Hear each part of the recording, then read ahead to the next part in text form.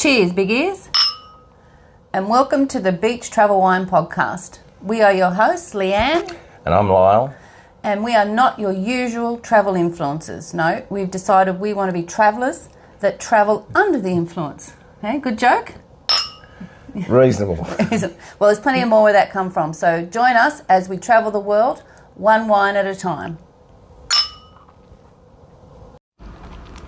Hola, Lyle. Hola, Leanne. ¿Cómo estás? Muy bien. Muy bien. Look at us being Spanish. We've been here already 4 days.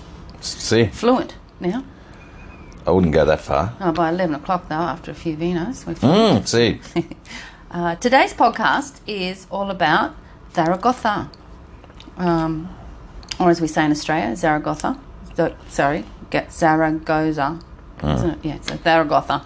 What a great city. It's halfway between Madrid and Barcelona. And how did we get here, Don? Well, we caught the train, the fast train, the Renfe fast train. RV? The RV. We caught it at 9:30, and an hour and 10 minutes later, travelling at approximately just under 300k an hour, we got to Zaragoza. See?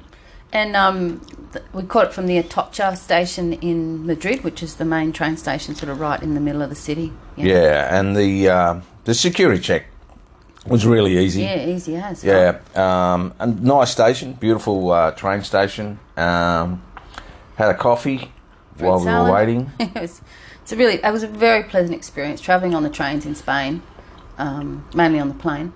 It's really pleasant and easy and fast and clean and look, even when it's going slow, it's so what's the word? Smooth, yeah. You don't even realise you're travelling. Then we caught a cab from the Zaragoza station to our hotel. It was about €10, I think. When we got out of the cab, there was a gentleman waiting at the door of the hotel, which is the Collections... NH Collection Grand Hotel de Zaragoza, it's called. As soon as we got out of the cab, I was blown away. It was just beautiful. And as I said, the guy wouldn't let us take our bags in. He had to take our bags in. Reception was really good. Well, we couldn't check in, and we didn't even have to ask, could we leave our suitcases? She just said, well, take your suitcases and we'll, your keys will be ready when you come back. And when we came back, we thought, oh, God, please have our bags in our room, and they did. Oh, that was just so nice, wasn't it? We get a bit sick of carting these suitcases around. So we'll just, a little bit more on the hotel, and before we move on to what we went and did, because we did actually have some advice from the hotel, which was really good, where to go. So the hotel has this massive big seating room, so grand, isn't it? You know, the grand big set staircases, and the reception staff so helpful, and our room. And Sonia. Well, Sonia is the client services lady, and she has been correcting our Spanish all the last 3 days. Every time we try and say something in Spanish, she will not stop until we get it right, you know. Will she? She's just see. But yesterday she actually did say to me, you know, your Spanish has improved. I'm like, well, I feel like I got a gold star there. But our hotel, the bed is like massive and comfortable. The aircon's perfect. The shower is to die for. And like in the shower, there's the little touches, right? They have shower gel, shampoo and conditioner, great big bottles of great quality stuff. There's 2 sinks, you know, which is really nice in a hotel, and a magnifying mirror, you know, for us oldies that need that to put our makeup on. Just little touches, you know, like touch lamps next to the bed and lots of PowerPoints. So, and the location is fabulous. And to be perfectly frank, I can't fault the hotel at all. No, that's true. The location, though, isn't just by luck, you know, like when we're doing research for the holiday, you know, it's one of the things I try and find is somewhere that's easy to walk to either transport or to some of the, you know, central old towns and that sort of stuff. So So Sonia gave us this advice. So we've arrived, we've got, we've dumped our luggage, and we head off for the afternoon because we're only here for 3 nights, so we want to make the most of it. So, and Sonia gave us a map, obviously saying where we are and which is the best ways to go. So we headed down the direction she sent us because we figured we would go to check out the Basilica de Nuestra Señora del Pilar, which is the famous, one landmark here. It's that massive big basilica, or for English speakers, Our Lady of the Pilar Basilica. Yeah. And you just walk down the street, which itself is beautiful, like our Calle de Alfonso I, with all those hanging pots with the red geraniums and big wide streets. They're grand, aren't they? And don't forget the fountains. Yeah, true. Yeah, I do like a good fountain. That was Plaza de España. There's this great big fountain with flowers all over it as well. And you walk down the street, as I said, and you basically just come out, and there, in the Plaza de Pilar is the basilica, and it's a sight to behold, isn't it? Yeah, it really is.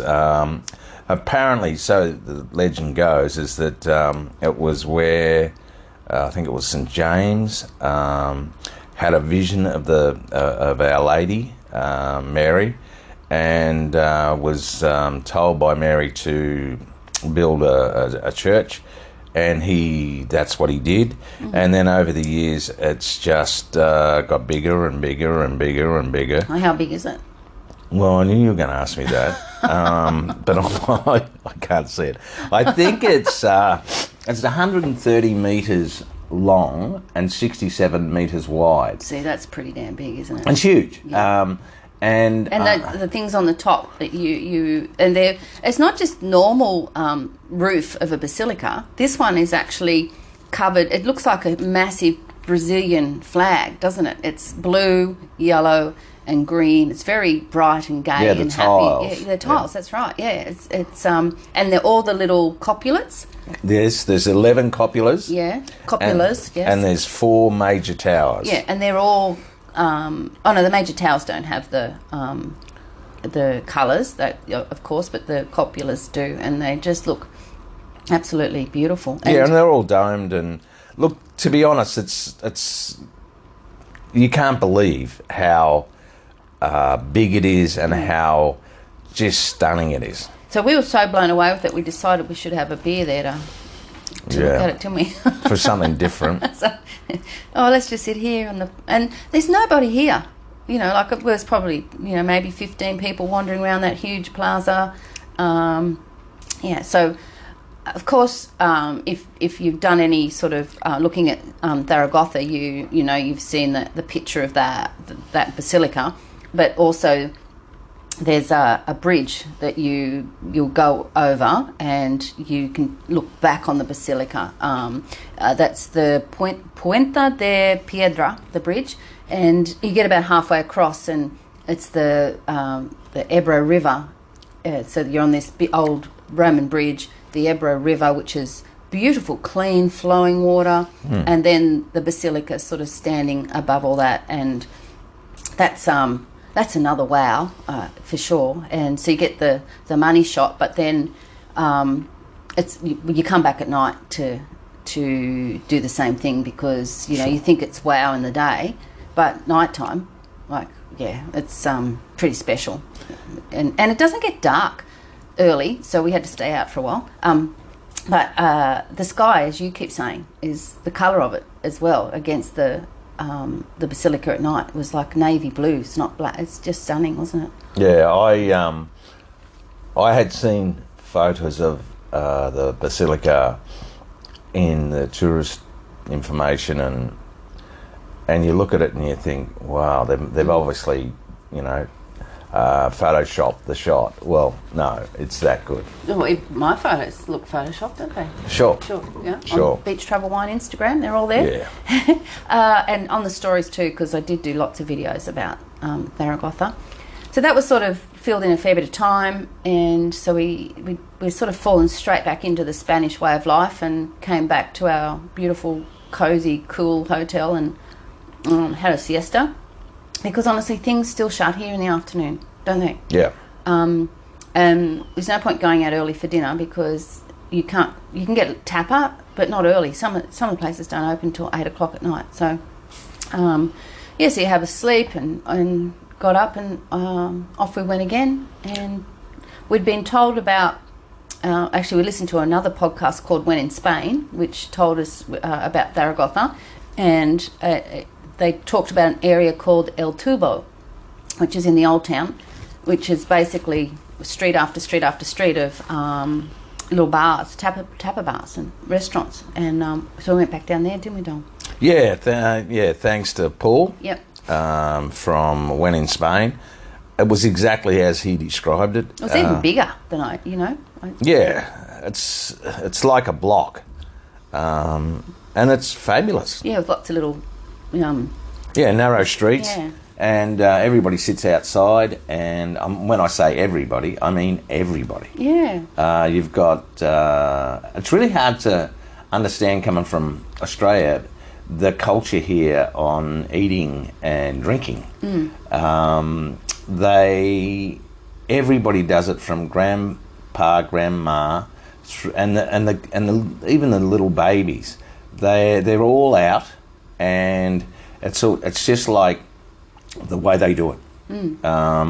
The tapper and a beer on average is about maybe $2.80 euro.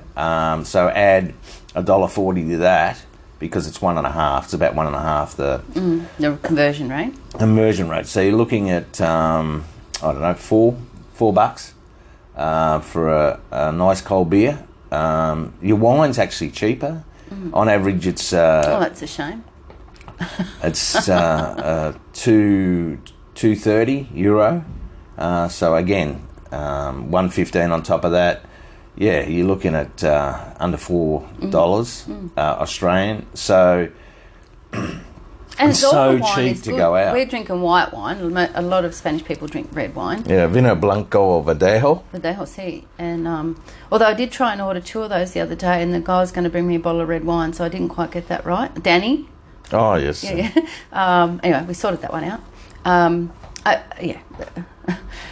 Got a few little issues with my Spanish, but anyway, we're getting there. So yeah, what we decided to do was, well, the first night we had 2 tapas at this one casa. Yeah, I'll tell you where that was. It was Busan. Yeah. Yeah, Casa Busan. And, there's no rhyme or reason to where we're going, only that we've had, what they look like, or, where we're walking. Or what was open. What was open, because we went a bit earlier that night.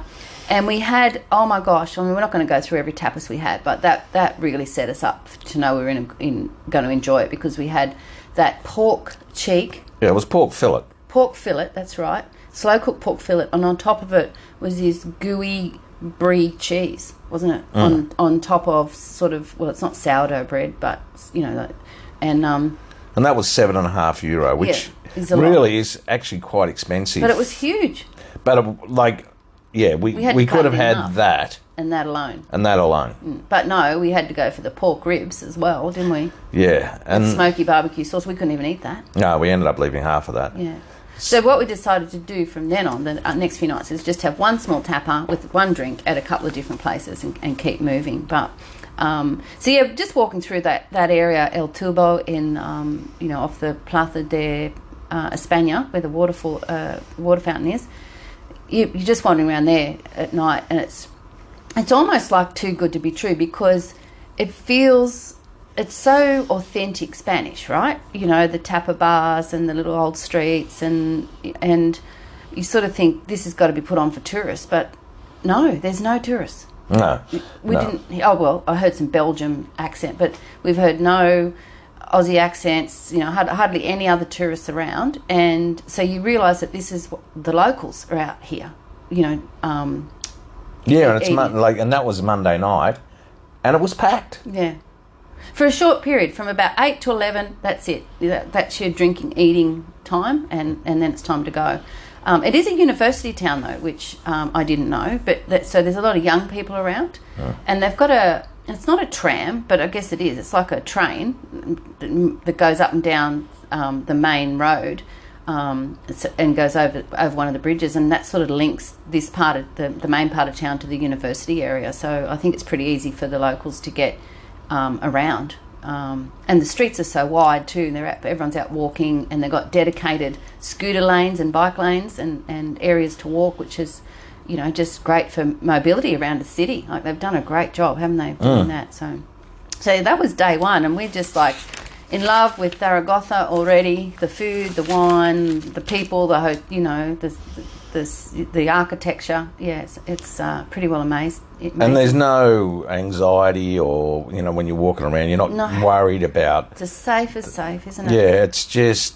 it's perfect. Yeah, it's great. Really, we're loving it. So day 2, we decided we're going to follow Sonia's advice again, and we were going to go to the Palacio de la Aljaferia, which is the palace. Yeah, it's a fortified medieval castle.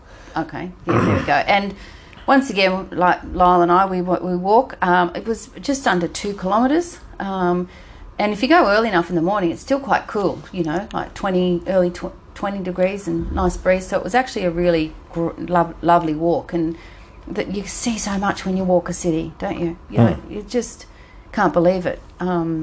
Things that you probably miss if you've got a taxi. So yeah, we arrived there. We got our tickets that Sonia had got for us, and I didn't know what to expect. To be honest, because we've seen some pretty big palaces here and in Paris. So we went and bought our audio guide, and the lady said only goes up to 12. I think you were still going at 20, were you? Oh, anyway, it doesn't matter. So you walk in and you come across like the Moorish architecture straight away. The arches. And how old is this place? It was built in the 11th century in the Taifa of Zaragoza. It's not that big, really, compared to some of the places we've seen, but that's because it was built in the 11th century. But they don't show you all of it either, because it's a working building. They're still using it for government offices and stuff, so they've got quite a lot of it cordoned off, but they've got... Yeah, it's currently houses the Cortes Parliament of the Autonomous Community of Aragon. So it's like I suppose in... Parliament House? Yeah, it's like Parliament House, but it's like local. Big council building. Yeah, big council building. Yeah. So they use that, and we have somehow we ended up in the actual Parliament. Yes. And Leanne's got some photos. I assume it's on Instagram or whatever. Yeah. And there's 67 members, and I'll stand up there on the main sort of the podium. The podium. Yeah. But yeah, the Moorish architecture is there's a lot of it. That's been renovated because they've had to, because it was so old. But, in bits and pieces of it, like some of the ceilings are obviously original because they're wooden, they're painted with coats of arms. Yeah, and also what they did, which I read, I didn't notice it at the time, but it's the stars of the cosmos as actually the pattern on the roof. Oh, in one of those rooms. Yeah, in one of those rooms. And it's beautiful. It's a real contrast, isn't it? Because they've got like all the tiles, the beautiful old ceramic tiles, I guess they are, and the wooden ceilings that are painted and decorated to perfection. And then there's a conference table, like a modern one, sitting in the middle, which is... how many chairs would they had around it? 40? Maybe more? Maybe more. Where they obviously have... it is huge. Yeah, like council meetings still. Yeah. So yeah, that was pretty nice. And of course, it's got the obligatory sort of Moorish garden where they have symmetry and the orange trees and the little water feature and that sort of stuff, which is pretty I just love that sort of stuff. The symmetry of those gardens, and always makes you feel nice and cool with the water running down the middle. So Lyle did lots. You found out lots of history of that listening to the audio tour. I just sort of wander off and take photos. But if you love architecture and history, it's just I didn't even really know much about it, but I'm glad we went there. It was really worth visiting, wasn't it? And it's got a big moat all the way around the outside. Yeah, there is a photo on Instagram of the outside. It just, it's still totally enclosed. It's a bit intimidating, isn't it, if you're coming across that? So anything else on the palace, Don? Yeah, like with all things built back in the day, they were built to show off how rich they were and how powerful they were. That's the whole idea. I love the staircase in it. Like it takes up like it's the size of a whole house here. It's wide and it's got the big balustrades, but the steps are quite close together. I love that. You're very grand. You can imagine if someone coming in and walking up there with the windows all decorated and some of the not really stained glass but decorated around the window sills and the big staircase heading up, and not a lot of security there. Like they're not. It's pretty free to walk around as you like there, isn't it? Sure, but the security that are there, they've got the guns and they've got the bullets. It's like out in the old west. I don't know whether you noticed it. I didn't. Yeah, so they've got the guns on and they've got all the bullets, pressed into the to the belt, and I just thought, wow, and that's not the first time I'd seen that. It's a working building, and there's politicians and stuff in there, I guess. Sure, yep. Never thought of that. They're not protecting the architecture so much. But then then there's a garden in the middle of it, and what they called that was the which. As I said, the symmetry with the orange trees and stuff, Yeah, and that's called the patio of Santa Isabella. Very pleasant, that was. Yeah, so that's obviously when the Catholics took over from the Moors. Came back in and took over. And interestingly enough, when Andalusia, the Moors were... basically left because the Catholics were becoming more and more powerful. The taifas were basically all the regional towns that the Moors still had strongholds, but eventually the Reconquista, which was when the Catholics came in and took it all over, they disappeared. Okay, so we really enjoyed that. And then it was time to move on to our next stop. So we decided we would then walk back towards the city. We just were a bit brave and didn't even follow a map, and off we went. And we actually landed ourselves at the Mercado, Central Mercado, which is indoors, air conditioned and full of food outlets, not takeaway food, but as in people selling fresh fish, lots of seafood, lots of vegetables, lots of cheeses, lots of meat, just stall after stall after stall of the freshest looking produce you can imagine, and that's obviously where the locals go, to buy their food for dinner, and if they're not out in the tapas bars with us,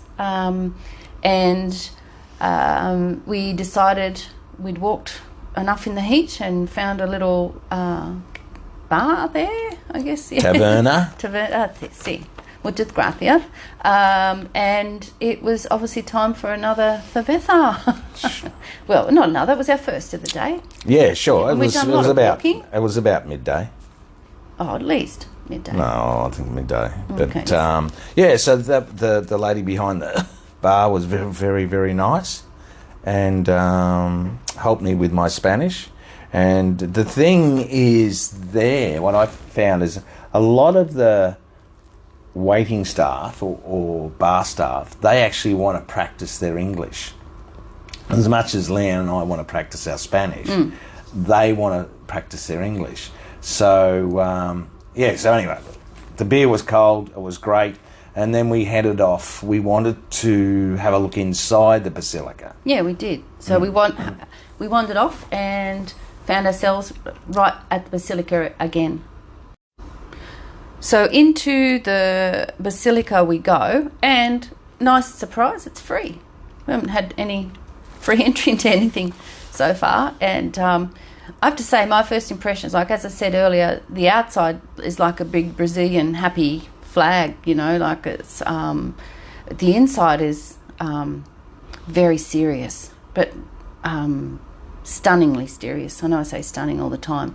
It's so big and so, I don't know, there's just a feeling inside about it. It was just, I can't really explain it, but from the choir area to the main service, there was a service going on at the time, so I didn't take photos. I got in trouble once. I waited till other people took photos first to see if it was okay.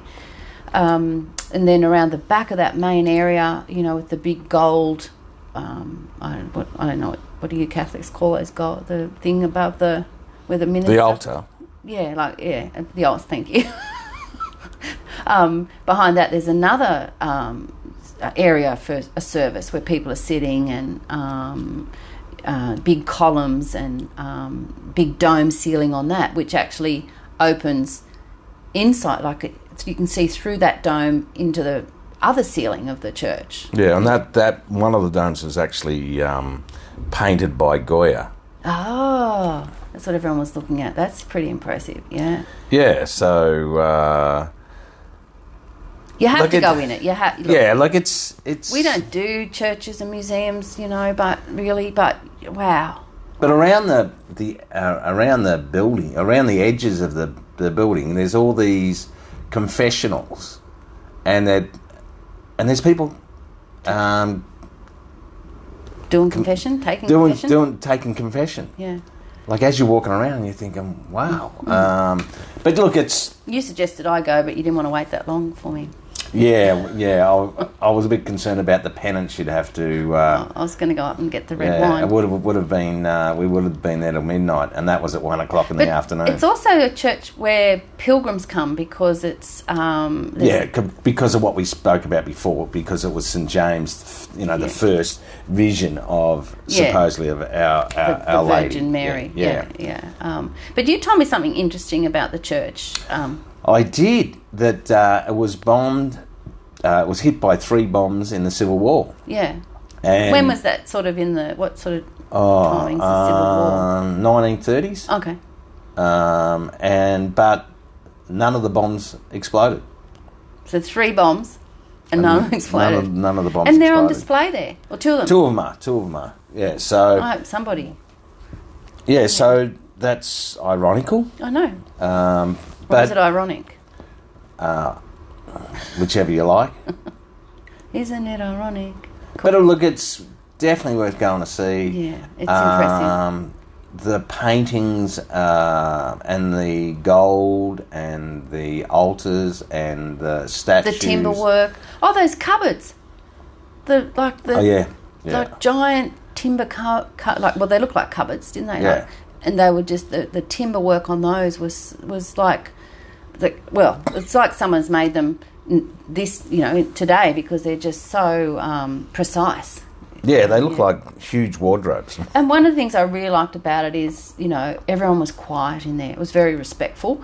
Sometimes you go to these places and it's just so full of tourists and everybody's, talking and, pushing each other away for photos. This time it was just all about the atmosphere. But again, I think because Zaragoza's not really a tourist mecca, most of the people in there are Spanish.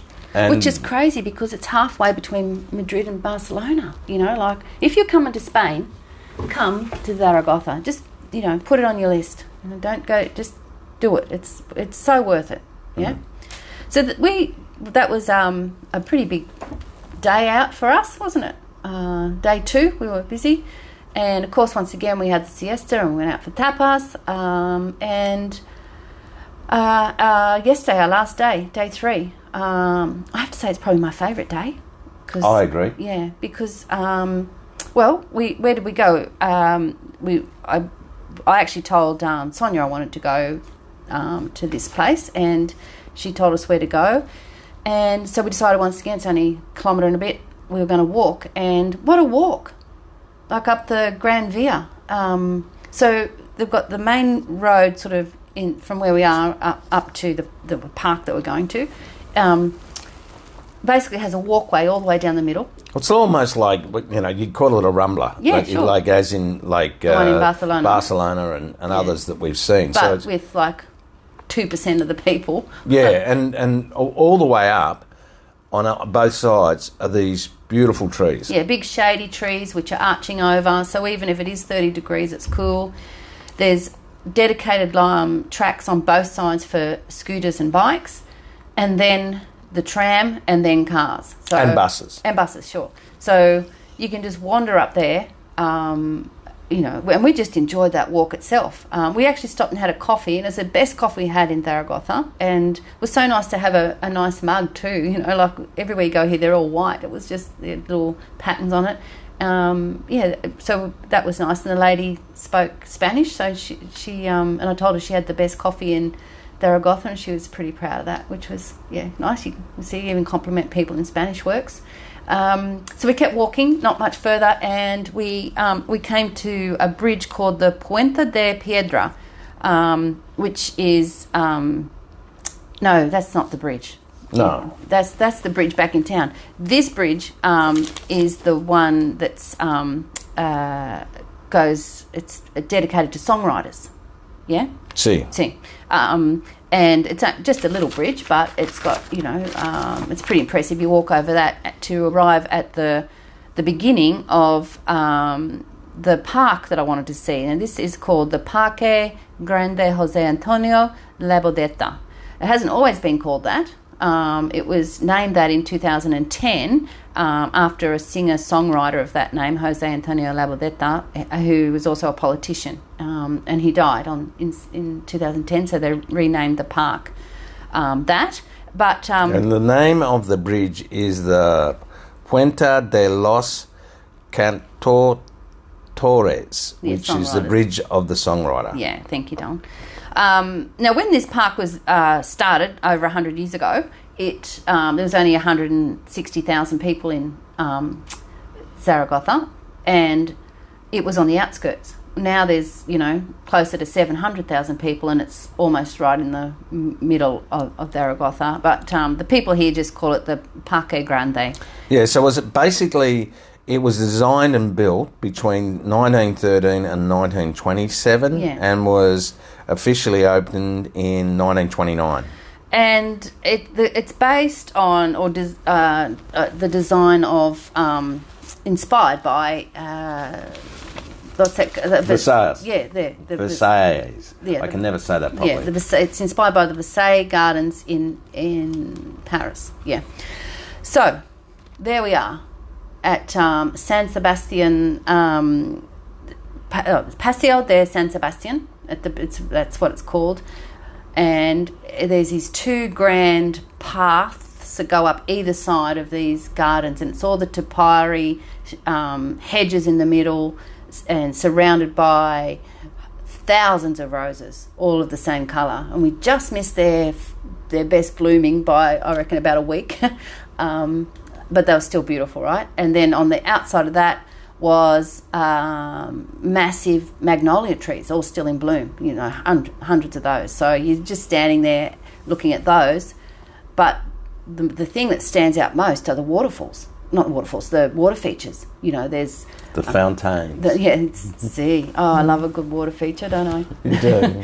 And this is some of the best I've seen, Oh, and, just and as you look down the Paseo de San Sebastian, you can see... it goes you can see stairs going up this hill in the distance, and on the top of the hill you can see more water features and a huge statue right up the top. And of course I turn to Lyle and say, we're going up there, which, obviously that's what you want to do. And so we're wandering down these paths, looking at the flowers, the water features, just enjoying it, and the water's sort of spraying on you a bit because it's already 30 degrees, so that's really nice. And we're stopping to take photos and videos, and we get to the bottom of the stairs, and there's a great big round water feature with another fountain in that, which is stunning. and the staircase going up in itself is artwork. You know, it goes up in a zigzag pattern, one on each side, and I don't know, 4 or 5 metres wide, more each one, with the old balustrades that are all, if they're not ceramic, they're marble, you know, and they're decorative as well. And then you start going up the stairs, and the stairs are like, I don't know, maybe 1.5 feet, maybe more wide, and they're not... Yeah, 0.5 metre wide, and they're only probably, I don't know... 5 centimetres? Max. Yeah. High. So the actual walk up is really quite easy. Oh, beautiful though. Yeah, it's... You feel like a queen, you know, like would have walked up these steps. And then in the middle of the staircase, there's stairs leading as part of the water feature, and there's just water gushing down these stairs. Yeah, so they've got the effect is just the cascading water coming down the stairs in the middle, and you know, like every, I don't know, maybe there's a couple of stops on the way. Is what I'm trying to say, with little lookout areas or pulpit areas, you'd almost say, where of course you stop and you take photos, and you just, you know, just are amazed at how just the view back down. It almost looks like the Champs-Élysées. It's like it's got that sort of symmetry about it, and yeah, I guess, you know, you can see from above, and it just looks even better. And then you get all the way up the top, and you know, I've got to say, it's one of the nicest views I've ever seen. I adored it. And there's oleanders, hot pink ones and light pink ones that are in full flower, which is sort of adding to the white marble staircase, and the gardens and the water features, you know, down the bottom. And we've got some beautiful photos on Instagram, in the stories, and some videos on Beach Travel Wine. You know, make sure you have a look there. Then we do a bit of a rocky dance because we made it to the top of the stairs. Not really.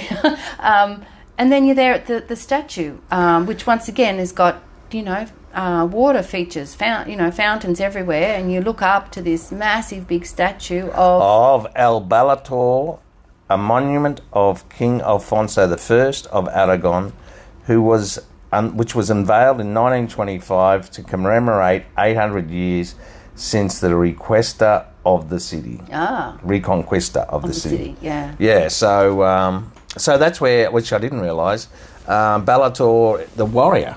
And it's also now one of the big mixed martial arts tournaments in the world. Oh, from that name. It's Balator, yeah. So that was you know, pretty amazing being up there. And the statue's huge. Yeah. And the water going everywhere, and then you look down over that whole vista. Now, this is only one, section of the garden. It's 44, I don't know if I've said this before, but it's 44 hectares. Yeah. Now, I think COVID has shut some things down. You know, the cafes and things aren't operating. But there's rose gardens, there's, you know, like other statues with water features that you wander around the paths. Even the benches, the little park benches, they've painted them all brightly coloured. But in art work. It's not just, you know, colours, you know. So they're all got different images on, different paintings and artwork on them, which looks stunning. There's, you know, older ladies doing and gentlemen doing drawing classes, and then there's a pine forest area, and there was a meditation class going on in there.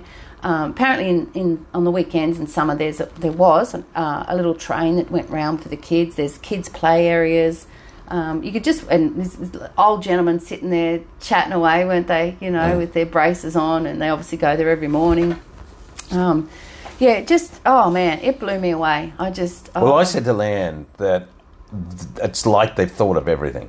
Yeah, sure. Yeah. And probably one of the disappointments after looking at this particular park was, I'm so sorry we never had more time at the Palace of Versailles. Yeah. For the gardens. because it was quite wet that day we were there. It was storming. It was storming and whatever. And what we saw of the gardens was outstanding. Yeah. But this was beautiful. Come on. Yeah. But all I'm saying is that if it was inspired by that, by that. Imagine what the rest of the Palace of Versailles gardens would have been. So we would recommend definitely go to this park. You know, it's not even on the tourist map. Like, it's marked, but it doesn't have a number on it to say to go there. So without question. Yeah, and we heard about that from, once again, Sonia. Sonia. Yeah, but on the podcast from Paul from When in Spain. And another podcast I listened to mentioned it in passing as well. And, I sort of had a bit of a search around and made sure we could go to that park. Even though they said it was a bit out of town, we found the walk as, so enjoyable, didn't we? I think that for people obsessed with Spain, I suppose, like Leanne and I think the fact that we've listened to podcasts like When in Spain, and there was another one, it's actually an Australian lady, and it's Reconquista, which is basically the history I don't listen to that one. Of Spain. It gives you a better understanding of, it all. And when you come across things, you think, that's what that was, and that sort of thing. So what a fabulous way to spend a few hours, wandering around there. So that was the Parque Grande, which we just, was a wow for us. Well, so then we walked back down the Grand Via. Yeah, that was great. And it was about midday, so we were getting dehydrated. Oh, and we remembered that we liked the Radler beer here, and Radler basically means cerveza con limon, so like it's a bit of lemon squash in it, I think. Yeah. And so we stopped and had one of those. 2 parts beer, 2 parts lemon. Okay. 2 parts. 2 parts cerveza and one part lemon. Lemon squash, so a bit like a shandy, really. Yeah. Anyway, that was really nice. So we basically then came back once again, siesta, and we headed out for our last night of tapas and in the El Tubo. And I just wanted to mention that because one of our friends from Australia, who's a Spanish guy, gave us a couple of heads up on a few places to go to, and also from the When in Spain podcast, there was a couple in there, but we tried this one that our friend Carlos mentioned, which was Casa Lac, plus others. But I just wanted to mention that because it was the food there was, probably the best we had while we were here. Yeah, for those that know, Spice Bar up on the Sunshine Coast. Yeah, it was equal to it was equivalent of that. Yeah. And probably the most expensive, the tapa that we've had.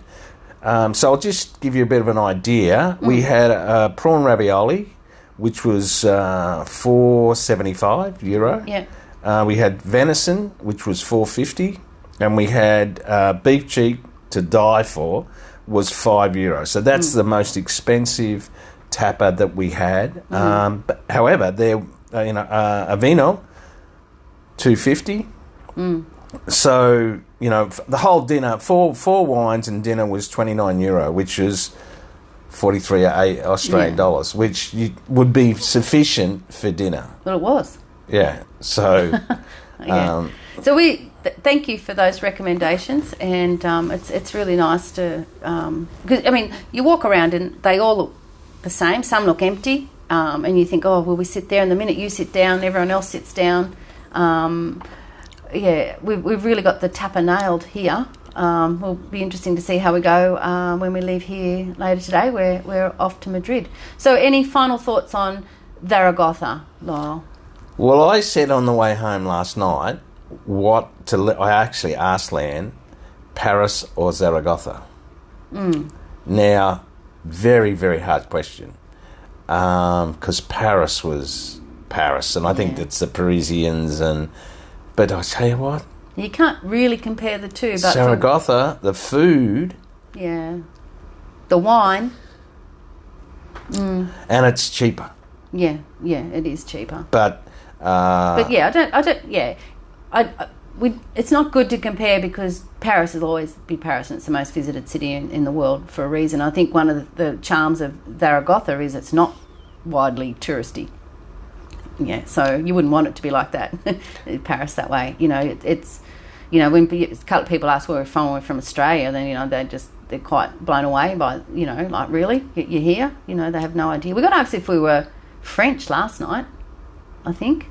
Oh, and just this is a quick note. When we were walking around the park yesterday, we had two people from a radio station come up to us in a microphone talking to us in Spanish. And I think even if I understand a bit of Spanish, honestly, people talking Spanish to you here, I'm going to give them the example. It's basically sounds like blah, blah, blah, blah, blah, vale, vale, vale, blah, blah, blah, blah, blah, doesn't it? That's what it's hard to understand. They all say something and then it's there, vale, vale, vale, which means sure, okay, right, yep.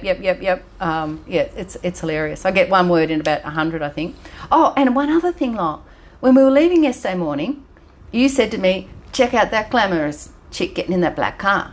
She was, wow, and it was actually the... Compare. They were filming MasterChef Spain here in Zaragoza yesterday, down near the Basilica, because we saw something set up there, and the hosts of the show were actually staying in the same hotel as us, and we spotted them yesterday. So even though I never watched that in Australia, I might have to see if I can find the one on the Spanish TV. I think the other side of it too is like the fashion here. Oh yeah. And we're talking grandma, old grandma fashion. Yeah. They look amazing. It's a really old city, but it's so modern, I guess, because of the university. The shops, we haven't even mentioned the shops. Like, we will do it very quickly because we're using up all our time. But the best shops I've seen. Like, I bought a dress. You bought 2 T-shirts. I go into shops in Australia and I walk around and don't like anything. I go in the shops here and I could buy just about everything. And everyone looks stunning. You're right. And it's from their shoes. Oh my to their God, hats. the shoes! I haven't bought any new ones yet, but I might have to send some home. Yeah, that's right. No one wears hats though. Oh no, but if they do have a hat on, yeah. They've got them in the shops, but we're the only 2 mugs walking around with hats on in 35 degrees yesterday. The fashion, you're right. It's just, like old grandparents out for lunch and he's got his good suit on and she's got a hair set and she's got matching earrings and necklace and, shoes and, it's impressive. Yeah, I'm glad you remembered to bring that up. Well, that one lady, she was on a walker. Yeah. And they'd have to be in their 80s. Sure. And as you said, the guy was in a suit. Yeah. His wife was on a walker and she was struggling, but looked spectacular. Yeah, they really are very proud of their fashion and how they look. And it's nice to see all ages just Once again, us Aussies are walking around in our denim shorts and joggers because we're walking, but. I used to think I was reasonably well dressed in Australia, but here I just feel like a dag, a comfortable dag. So that's what matters. So thanks for bringing that up. So if you can't tell, we absolutely love Zaragoza and highly recommend if you're coming to Spain. Put it on the list. And if you're going to Madrid or Barcelona, you have no reason not to come here because it's an hour 15 minutes on the fast train. But do at least 2 nights. At least 2, and if you can afford it, 3, as in afford the time. Yeah, it's cheap here. Just because it gives you time to walk like we did and explore a bit more. You don't have to do everything on the one day. So anyway, so that's our Zaragoza podcast. As I said, go and check out our Instagram at Beach Travel Wine. And go to the story highlights because that's where you'll get all the visual videos of everywhere we've been. We'll adios. We'll see you on our next podcast from somewhere in Spain. ¿Sí o no? Adios, amigos. Hasta luego.